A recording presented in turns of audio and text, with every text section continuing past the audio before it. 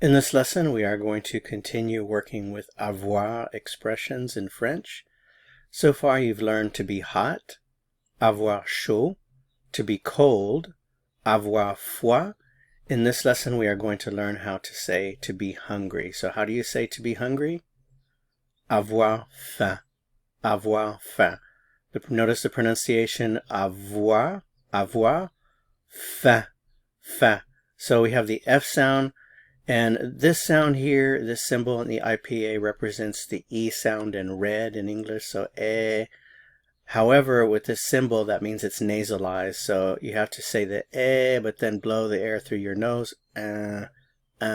So faim, faim, faim, avoir faim, avoir faim.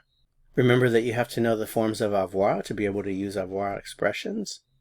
So now that you know that to be hungry is avoir faim, let's apply what you've learned. How do you say I am hungry or I'm hungry? Remember, you have to conjugate avoir. So j'ai faim, j'ai faim. So literally, instead of saying I am, instead of using the verb to be, in French we use the verb avoir, to have. So we literally say I have hunger, and that's why we call it an avoir expression. It uses avoir instead of the customary to be that we use in English. J'ai faim. J'ai faim. I am hungry. You are hungry. How would you make the statement you are hungry? Remember, literally you have to say you have hunger. So, tu as faim.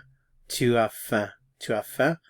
Are you hungry? Using tu. Remember to reverse the word order. So verb first, then subject pronoun. As-tu faim? As-tu faim?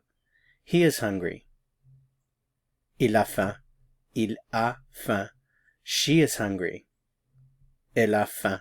Elle a faim. You are hungry using vous. Vous avez faim. Vous avez faim.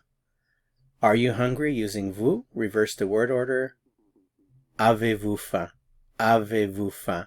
Okay, that's it for this lesson. To continue learning, click on the video that appears here on your screen to go to the next lesson. See you soon. À bientôt.